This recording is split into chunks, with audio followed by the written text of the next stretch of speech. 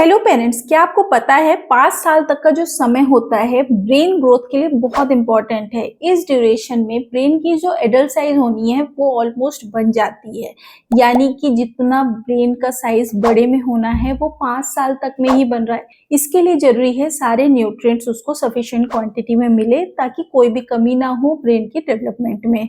तो अगर आप ये विश्वास रखते हैं कि सिर्फ बादाम भिगा के देने से, अखरोट भिगा के देने से बच्चे का ब्रेन ग्रो होगा, बच्चा इंटेलिजेंट बनेगा, ऐसा नहीं है। बाकी सारे न्यूट्रिएंट्स भी ब्रेन को चाहिए। उसमें सबसे इंपॉर्टेंट आता है आयरन।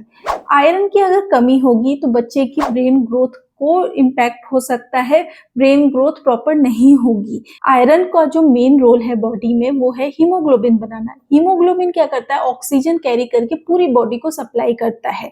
अब जो ब्रेन है वो इतनी स्पीड में ग्रो हो रहा है, उसको चाहिए है ऑक्सीजन। हीमोग्लोबिन कम है, ऑक्सीजन मिल नहीं पा रही है, तो जो ग्रोथ है वो कम हो जाएगी, अच्छी तरीके से ब्रेन ग्रो नहीं हो पाएगा। इसलिए बच्चे को हमको आयरन रिच फूड देने की जरूरत है। ये मॉनिटर करना है कि बच्चे में आयरन की कमी तो नहीं हो रही है। तो आज के वीडियो में मैं आपको बताऊंगी किस तरीके से आप आइडेंटिफाई कर सकते हैं, पहचान सकते हैं कि बच्चे में आयरन की कमी तो नहीं हो रही है। कौन से ब्लड टेस्ट करा सकते हैं, शरीर में क्या लक्षण दिख रहे हैं जो कि सिर्फ आयरन की कमी में होते हैं। अगर ये सारी चीजें हो रही हैं मतलब बच्चे में खून की कमी हो रही है, आयरन की कमी हो रही है। साथ में हम ये भी जानेंगे कौन सी डाइट देंगे बच्चे को, क्या क्या खाने में ऐसी चीजें दें जो आयरन रिच फूड है, इनको देने से आयरन मिल जाएगा बच्चे को। और हम ये भी जानेंगे सप्लीमेंट्स कब देने की जरूरत है, यानी कि आयरन की ड्रॉप्स देने की कब जरूरत है, किस एज में मैक्सिमम उसका बेनिफिट है।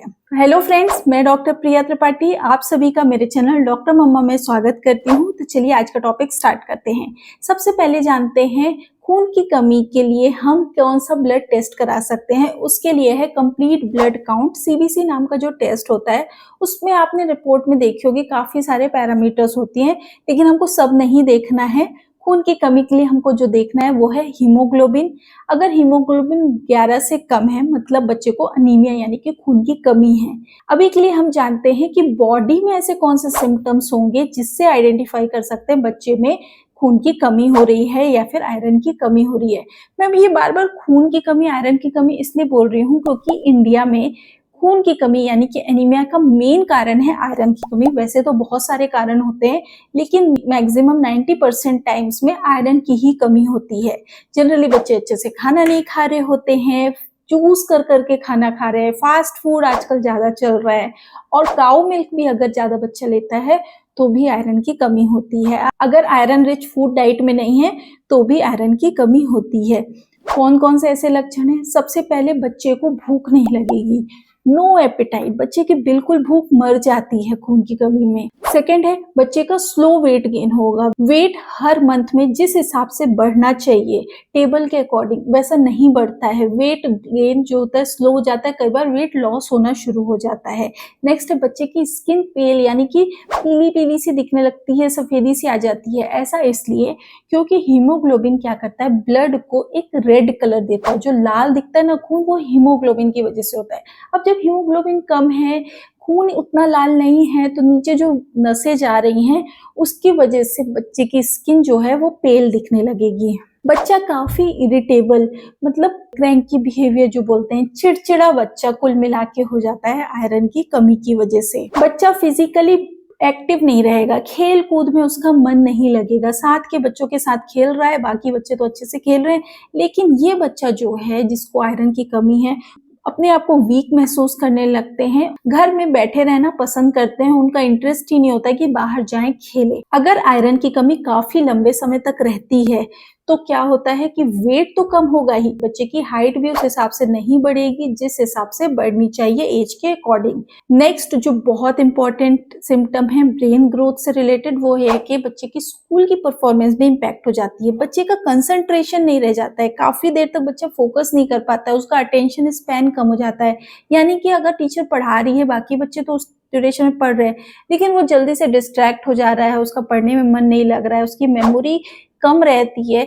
आप देखेंगे कि ओवरऑल बच्चे का एकेडमिक परफॉर्मेंस कम हो रहा है, या तो टीचर से आपको कंप्लेन मिलेगी या आपको खुद लगेगा इसकी उस तरीके से पढ़ाई में मन नहीं लग रहा है जैसे पहले लगा करता था। तो ये सारे सिम्टम्स जो हैं आयरन डेफिशिएंसी के हैं। अगर इनमें से कुछ भी सिम्टम्स आपको लगते हैं कि बच्चा शो कर रहा है तो आप डेफिनेटली अलर्ट हो जाएं। आप चाहें तो सीबीसी टेस्ट करा सकते हैं या फिर अपने डॉक्टर से डायरेक्टली मिल सकते हैं, जिससे कि आपको समझ में आ जाएगा कि हीमोग्लोबिन कम हो रहा है। या फिर अगर आप चाहें, थोड़े बड़े बच्चे हैं, तो आप आयरन स्टडीज भी करा सकते हैं, जिससे कि पता चलता है कि बॉडी में आयरन स्टोर्स कितना है। अब हम बात करते हैं ऐसा कौन से आइटम्स फूड में इंक्लूड करें ताकि बच्चे में आयरन की कमी हो ही ना, या फिर अगर थोड़ी बहुत आयरन की कमी हो गई है तो वो फुलफिल हो जाए। अगर नॉन वेजिटेरियन सोर्सेस की बात करें तो होता है फिश, मीट, एग, ये सारी चीजें आप दे सकते हैं, ये आयरन रिच होती हैं। अब वेजिटेरियन सोर्सेस की बात करते हैं, क्योंकि मैक्सिमम जो पॉपुलेशन है वो वेजिटेरियन पॉपुलेशन है। अब वेजिटेरियन सोर्सेज में बात करेंगे तो सीरियल्स में मेनली जो साबुत अनाज होते हैं वो काफी बेनिफिशियल होते हैं। साबुत अनाज जैसे रागी, बाजरा, ज्वार, तो इन सारी चीजों को या तो आप मिक्स करके पीस सकते हैं या फिर अलग अलग पीस के चेंज कर करके आप रोटी बना के दीजिए। सिर्फ गेहूं की मत दीजिए, अलग अलग दे, क्योंकि रागी, बाजरा, ये सारे चीजों में भी व्हीट के कंपेयर में ज्यादा आयरन होता है। नेक्स्ट है सोयाबीन। सोयाबीन भी आप चाहें तो गेहूं के साथ में भी पिसवा सकते हैं सोयाबीन, या फिर आप सब्जी तरीके से बना के दे सकते हैं। नेक्स्ट है हमारी दालें। दालों में भी आप कोशिश करें कि छिलके वाली दाल या बदल बदल के दालें दें, क्योंकि सिर्फ तूर दाल दे रहे हैं, वो भी पॉलिश्ड वाली। इससे अच्छा आप कभी छिलके वाली मूंग दाल, कभी मसूर दाल ऐसे देंगे, उसमें आयरन की क्वांटिटी थोड़ी ज्यादा रहती है। नेक्स्ट है राजमा, छोले, हरे वाले जो मटर होते हैं वो, और बीन्स सूखे वाले, ये सारी चीजों में भी आयरन की क्वांटिटी अच्छी होती है। तो आप इनको सब्जी की तरह या दालों की तरह बना के डाइट में जरूर शामिल करें। अपनी फैमिली में बच्चे भी खाएंगे, आप भी खाएंगे। नेक्स्ट जो ग्रुप है वो वेजिटेबल्स यानी कि सब्जियों का। सब्जियों में भी मेनली जो हरी पत्तेदार सब्जियां होती हैं, जैसे पालक हो गई, बथुआ हो गई, इनमें आयरन की क्वांटिटी काफी अच्छी होती है। नेक्स्ट है बीट रूट। ऐसे तो कच्चा खाएंगे तो हो सकता है पसंद नहीं आए, लेकिन इसको पीस के इसका जूस निकाल के आप चाहे तो इसकी रोटी बनाए, पराठा बनाए, या फिर इडली के बैटर में मिला के इडली बना दीजिए, डोसा बना दीजिए। मल्टीपल तरीके हैं। बच्चे को काफी इंटरेस्ट आता है ऐसे कलरफुल खाना देख के। सिमिलरली जैसे पालक मैंने बताया था, पालक को भी आप उबाल के पीस के उस पालक की पूड़ी बनाए, रोटी बनाए, या फिर ऐसे इडली के बैटर में मिला के दे सकते हैं। तो बच्चा जब कलरफुल खाना देखता है तो उसको खाने का भी इंटरेस्ट आता है। नेक्स्ट वेजिटेबल है ब्रोकली, बीन्स, हरे मटर, ये सारी चीजों में भी आयरन की क्वांटिटी काफी रिच होती है। नेक्स्ट है सीड्स। जो ड्राई सीड्स होते हैं जैसे वाटरमेलन सीड्स, पंपकिन सीड्स, इन सब में अगर हम देखें तो जो ब्लैक वाले तिल होते हैं, काली तिल होती हैं, उनमें आयरन की क्वांटिटी बहुत ज्यादा होती है। तो आप चाहें तो एक छोटी सी डिब्बी में काली तिल अपने किचन में स्टोर करके रखें। कुछ भी बना रहे हैं, खिचड़ी बना रहे हैं, दलिया बना रहे हैं, इतनी सी 1-2 चुटकी डाल दीजिए, उसमें काफी ज्यादा क्वांटिटी में बच्चे को आयरन मिल जाएगा। तो ये हैबिट ही बना लें, डेली थोड़ी सी अमाउंट में काली तिल तो किसी भी तरीके से हमको डाइट में बच्चे के देना ही देना है। तो आप देखेंगे कुछ ही समय में आयरन की जो कमी है वो काफी कम हो जाएगी। जब आप रिपीट ब्लड टेस्ट कराएंगे, अगर ये सारी चीजें इंक्लूड कर रहे हैं, तो आयरन की कमी जो थी बच्चे की दूर हो जाएगी। बच्चा वापस से नॉर्मल होने लगेगा, उसका अटेंशन अच्छा हो जाएगा, उसका कंसंट्रेशन अच्छा हो जाएगा, उसका वेट गेन अच्छा होने लगेगा, क्योंकि बच्चे की भूख वापस आने लगेगी।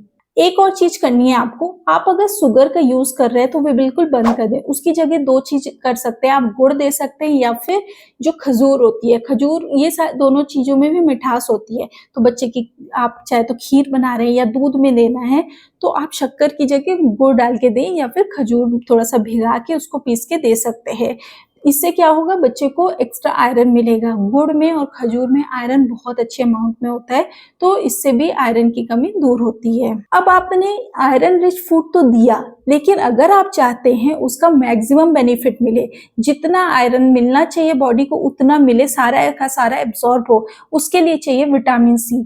तो जो भी आप बच्चे को खाना दे रहे हैं, तो चाहे दाल में 1-2 बूंद नींबू के डाल दें, या फिर नाश्ता दे रहे हैं तो बच्चे को या तो ऑरेंज जूस दे सकते हैं। बच्चा डायरेक्ट ऑरेंज खा रहा है, बहुत अच्छी बात है, कीवी दे सकते हैं, गुआवा दे सकते हैं। तो जितने विटामिन सी रिच फूड है वो भी डेली डाइट में शामिल करना बहुत जरूरी है, तभी आयरन पूरी तरीके से अच्छे से एब्सॉर्ब हो पाएगा और उसका मैक्सिमम बेनिफिट मिल पाएगा।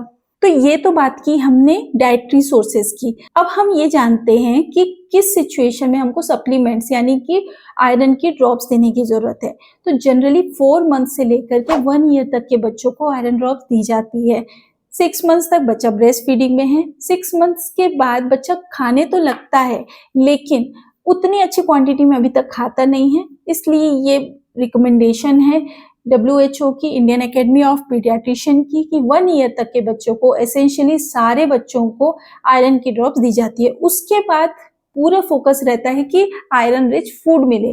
लेकिन अगर आपका बच्चा अच्छे से नहीं खाता है, आपको पता है कि वो बिल्कुल भी अच्छे से नहीं खा रहा है, उसका वेट गेन अच्छे से नहीं हो रहा है, या फिर ब्लड टेस्ट में उसको अनीमिया प्रूव हो गया है, उस कंडीशन में भी बड़े बच्चों को आप आयरन ड्रॉप्स दे सकते हैं, बिल्कुल दे सकते हैं। थोड़े समय के लिए 4 मंथ्स के लिए दे सकते हैं। उतने ड्यूरेशन में आयरन का स्टोर रिप्लेनिश हो जाता है। देन आपको आयरन रिच फूड पे ही फोकस करना है। अगर ये सारी चीजें आप करते हैं तो आप देखेंगे बच्चे का फिजिकल ग्रोथ, मेंटल ग्रोथ सब कुछ बहुत अच्छे से होगा, कोई भी प्रॉब्लम नहीं आएगी।